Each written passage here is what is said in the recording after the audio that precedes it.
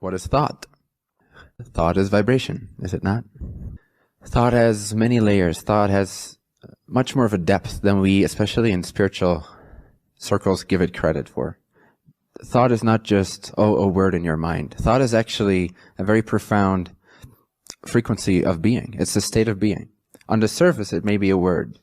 It may be translatable to your mind. But if you enter that word, so to speak, if you enter that thought, if you tune into that thought becomes this chamber of resonance. It becomes this overwhelming vibration that's then imposed upon the presence energy that's always available to you, that's always responding to you. And so in that way, thought does, in that sense, create reality.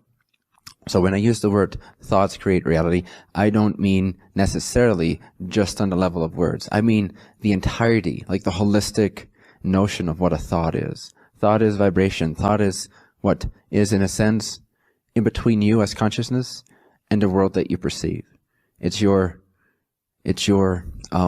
means of imposing your energy upon creation. And all these words that may sound negative, they're positive in my opinion. Imposing energy is your slave. Those are positive ideas.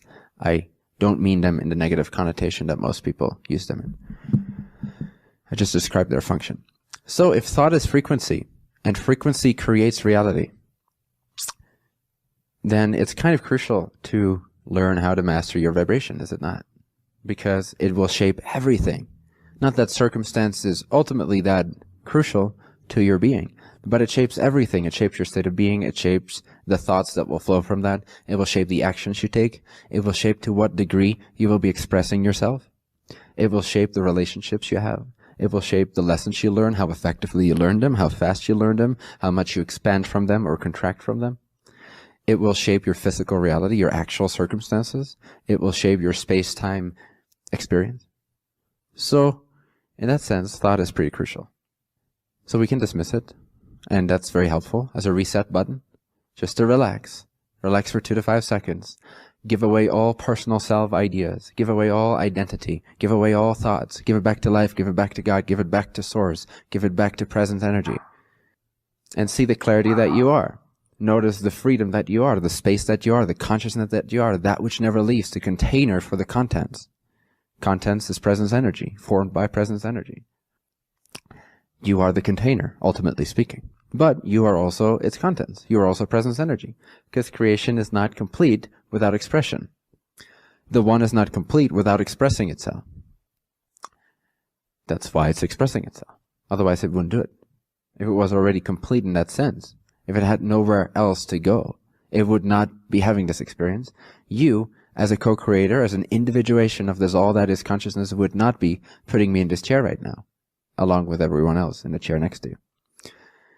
So, pick a thought, but pick wisely. So right now, choose a thought that makes you come alive the most. Or as Abraham would put it, pick a thought, reach for the best feeling thought that you have access to at this moment. Reach for the best feeling thought that you have access to in this moment. It's not that hard. Any thought that feels better than your previous thought is already a success. It's an achievement in that sense. So pick a thought. Realize that you have that freedom to pick a thought. Most people don't realize that they have that freedom. And so they turn to other types of spirituality, which is great too. But really, when you start realizing that you have choice, freedom, suddenly you start to become a master instead of a slave, a creator instead of a beggar, instead of a victim. And things become more fun. So what are you thinking right now? And again, by thought, I mean your vibration. I mean what you're referring to. What are you referring to right now? You're constantly referring to something, right?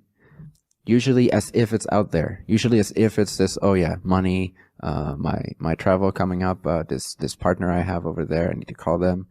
All referring outside, outside, outside. That's fine. It's just the illusion of there being an external world. Just realize that while you're doing that, that actually even that over there is actually inside. It's created out of energy, which is existent inside of your consciousness. So you're generating your reality over there, as well as your reality over here. Both simultaneously, non-dually, inseparably exist within the 0 point field of your experience, within this singular point of I am. I am consciousness. So out there is in here. You've never had an out there experience. You've only had the out there experience in here, right? No one has ever seen an out there experience because they wouldn't be able to tell about it because they've experienced it in here. So everything is here. Everything is now. Everything is yours. You are the contact point, the meeting point of all points of view of existence.